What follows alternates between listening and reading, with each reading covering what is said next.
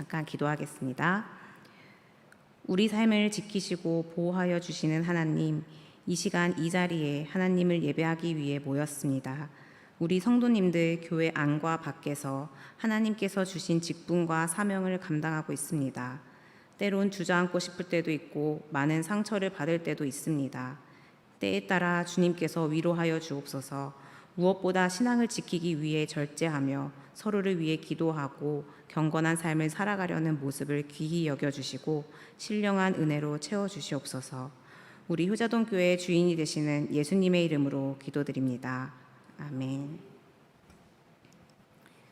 네, 제가 이 교회에 부임한 지 2달이 다 되어 가는데 마스크를 벗은 모습을 처음 보시는 분들도 많이 계실 것 같습니다. 하루빨리 우리 마스크를 벗고 환하게 웃고 인사하는 그날이 왔으면 좋겠습니다. 네, 오늘은 옷이 날개라는 말씀 제목으로 함께 나누고자 합니다.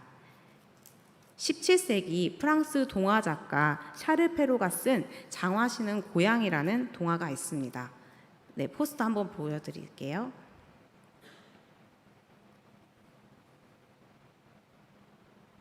네. 방앗간을 운영하던 주인이 나이가 들어 더 이상 일을 할 수 없게 되자 세 아들에게 재산을 나눠주기로 합니다. 첫째는 방앗간을, 둘째에게는 당나귀를, 셋째에게는 고양이 1마리를 남기고 세상을 떠나게 됩니다. 막내는 형들보다 적은 재산을 물려받은 것도 모자라서 쫓겨나기까지 합니다. 그런 막내가 신세한탄을 하자 고양이는 가방 하나와 장화 1켤레를 주면 지금의 상황을 해결해 주겠다고 약속합니다. 어느 날 고양이는 막내에게 옷을 다 벗고 물속에 들어가 있으라고 한 뒤 지나가던 왕의 마차를 막아서서 자신의 주인이 영주님인데 목욕하는 사이에 옷을 훔쳐갔다고 말하고 옷을 얻어 입힙니다. 왕에게 얻은 옷이라 어떨까요? 질 좋고 때깔이 좋은 옷이었습니다. 그리고 여러 우여곡절 끝에 평민 출신이었던 막내는 공주와 결혼하면서 해피엔딩으로 끝이 납니다.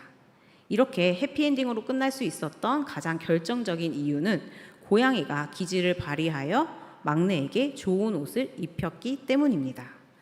그리고 보면 아무리 보잘것없는 사람이라도 멋진 옷을 입으면 그 옷만큼 멋지게 보인다는 거죠.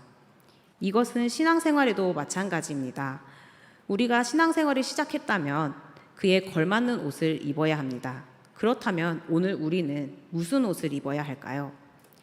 바로 예수 그리스도의 옷을 입어야 합니다. 다 함께 본문 말씀 14절을 읽어보도록 하겠습니다. 시작. 오직 주 예수 그리스도로 옷 입고 정욕을 위하여 육신의 일을 도모하지 말라. 아멘. 네, 그렇다면 주 예수 그리스도로 옷 입는다는 것은 과연 무엇일까요? 어떻게 하면 우리가 예수 그리스도의 옷을 입을 수 있을까요? 예수 그리스도로 옷 입는다는 것은 예수님이 나의 주인이 되게 한다라는 뜻이 있는데 우리가 옷을 입는 것처럼 예수님을 나의 주인으로 입어야 한다는 의미입니다. 그리고 이것은 세례와 관련이 있습니다. 다 함께 갈라디아서 3장 27절을 읽어보도록 하겠습니다. 시작. 누구든지 그리스도와 합하기 위하여 옷 입었느니라. 아멘. 이 말씀에 의하면 세례받은 사람은 그리스도로 옷 입었다고 합니다. 그렇다면 왜 세례받은 사람이 그리스도로 옷을 입었을까요? 이것은 세례에 대한 의미 때문입니다. 세례는 내가 죽고 다시 사는 것입니다. 세례받기 이전에는 내가 나의 주인이었지만 세례를 받음으로써 내가 나의 주인 된 것에서 내려놓고 오직 예수님이 나의 주인이 되게 하는 것, 이것이 바로 그리스도로 옷 입는 것입니다. 그렇다면 혹시 여러분은 지금 그리스도의 옷을 입고 계십니까? 예수님이 나의 주인 된 삶을 살고 계십니까? 아니면 세례받았을 때 그 결심이 지금도 동일합니까? 저도 마찬가지고 모두 쉽게 대답하기 어려울 것입니다. 그러나 걱정할 필요 없습니다. 신앙생활이라는 것은 끊임없이 주님 앞에 다시 온전히 살겠다고 결단하는 과정이기 때문입니다. 그래서 오늘 다시금 그리스도로 옷 입길 결단하는 모두가 되시길 바랍니다. 특별히 우리가 그리스도로 옷 입어야 하는 가장 중요한 이유는 이것이 우리들의 구원과 관련이 있기 때문입니다. 다 함께 오늘 본문 11절을 읽어보도록 하겠습니다. 시작. 또한 너희가 이 시기를 알거니와 자다가 깰 때가 벌써 되었으니 이는 이제 우리의 구원이 처음 믿을 때보다 가까웠음이라. 아멘. 이 말씀에서는 우리의 구원이 처음 믿을 때보다 가까웠다고 합니다. 이것은 처음 구원이 있고 우리가 완성해야 할 구원이 있다는 말씀입니다. 여기에서 중요한 점은 우리가 예수님을 믿고 구원받은 것이 구원의 끝이 아니라 완성해야 할 구원, 이루어야 할 구원이 있다는 것입니다. 그래서 빌립보서 2장 12절에 보면 그러므로 나의 사랑하는 자들아 너희가 나 있을 때뿐 아니라 더욱 지금 나 없을 때에도 항상 복종하여 두렵고 떨림으로 너희 구원을 이루라고 말합니다. 그런데 우리가 선물로 받은 처음 구원을 완전히 이루기 위해 필요한 것이 바로 그리스도의 옷을 입는 것입니다. 어떤 사람이 군대 입영 날짜를 받았습니다. 군대에 입대하기 전까지는 군인일까요? 아니죠. 군인이 되는 것은 훈련소에 들어가면 군복을 주면 받고 그 입기 싫고 낯선 군복을 입게 되는 순간 그 사람은 민간인이 아닌 비로소 진짜 군인이 됩니다.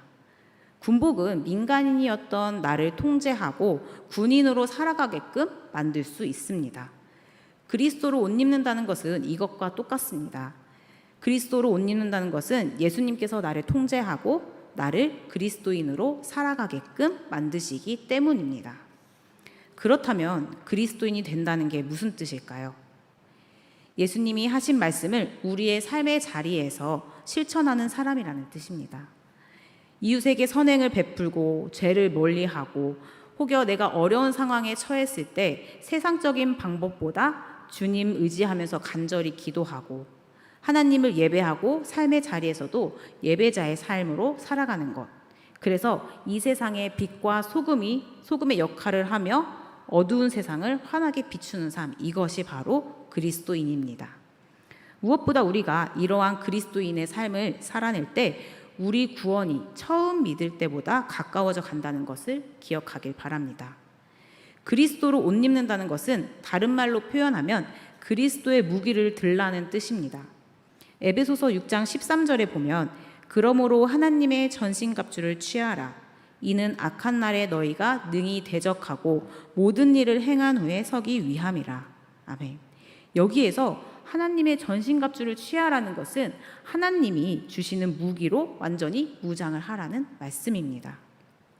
그렇다면 우리가 왜 그리스도의 무기를 들어야 하는 걸까요? 왜냐하면 우리가 사는 이 세상은 죄에 억눌려서 악하기 때문입니다.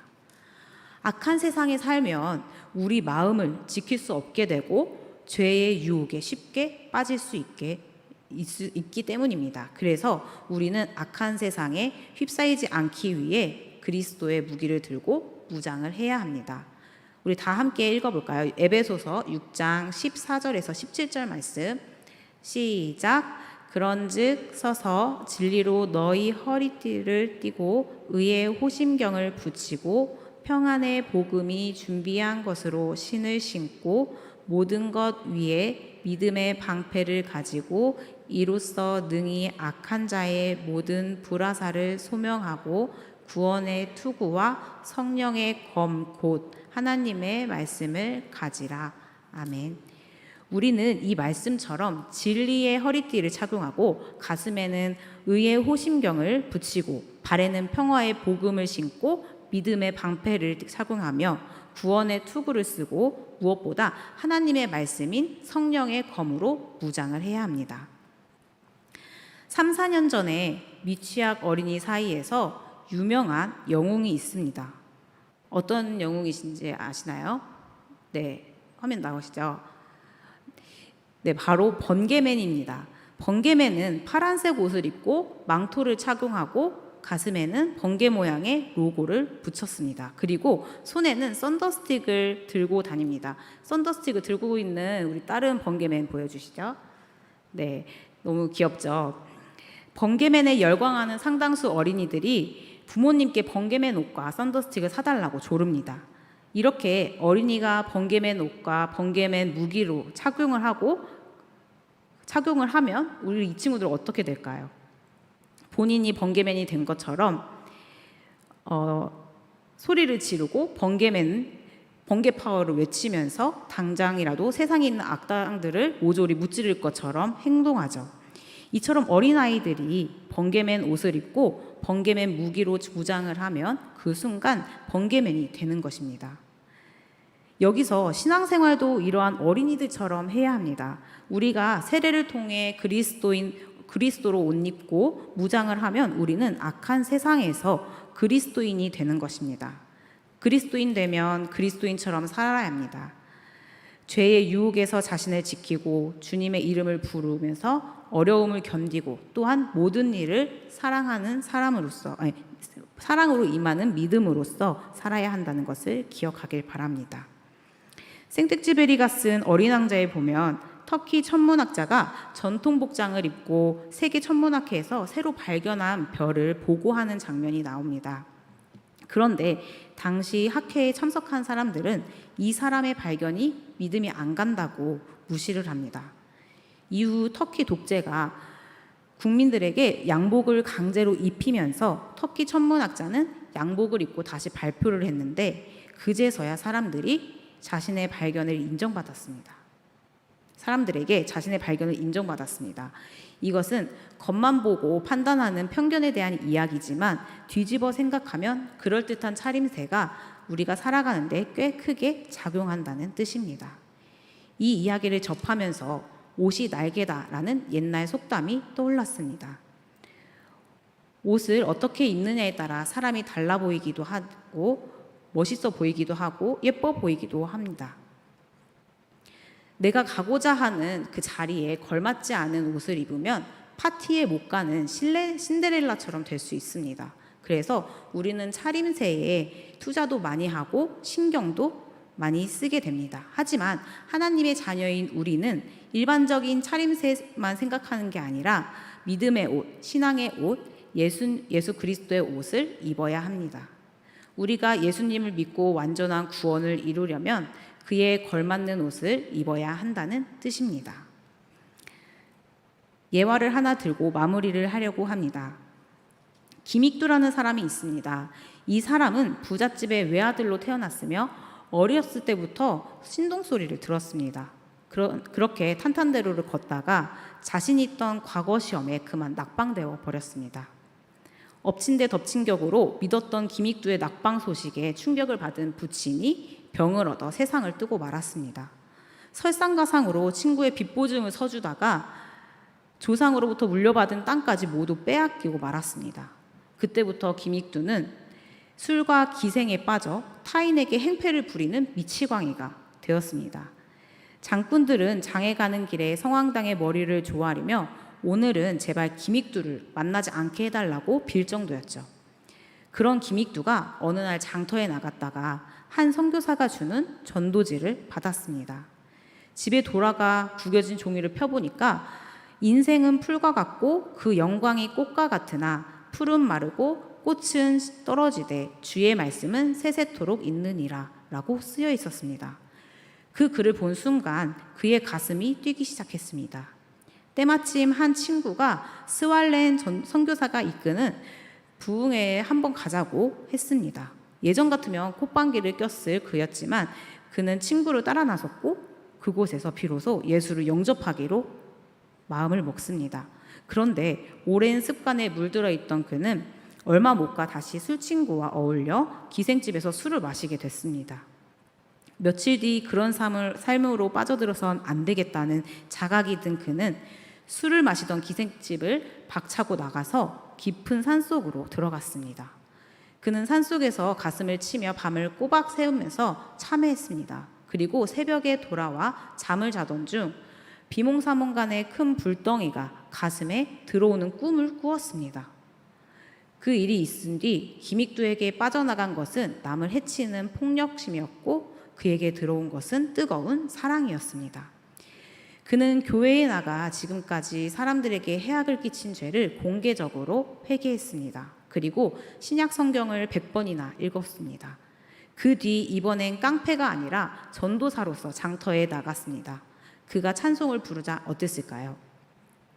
과거에 그에게 수없이 많은 원한을 가진 상인들이 그에게 욕을 하고 심지어 와서 때려도 오히려 나를 실컷 때려달라라고 하면서 눈물로 회개를 했습니다.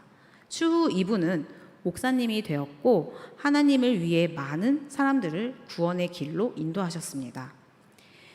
여러분, 내가 발걸음을 내딛는 모든 삶의 자리에 그리스도로 옷 입고 살아야 합니다. 무엇보다 그리스도의 옷은 우리들에게 구원의 날개라는 것을 반드시 기억하시길 바랍니다. 말끔한 옷은 훌륭한 소개장이라는 외국 속담이 있습니다. 마찬가지로 그리스도의 옷은 우리로 하여금 훌륭한 그리스도인으로 만듭니다. 그러므로 주 예수 그리스도로 옷 입는 모두가 되어 완전한 구원으로 훨훨 날아오르는 모두가 되시길 바랍니다. 기도하겠습니다.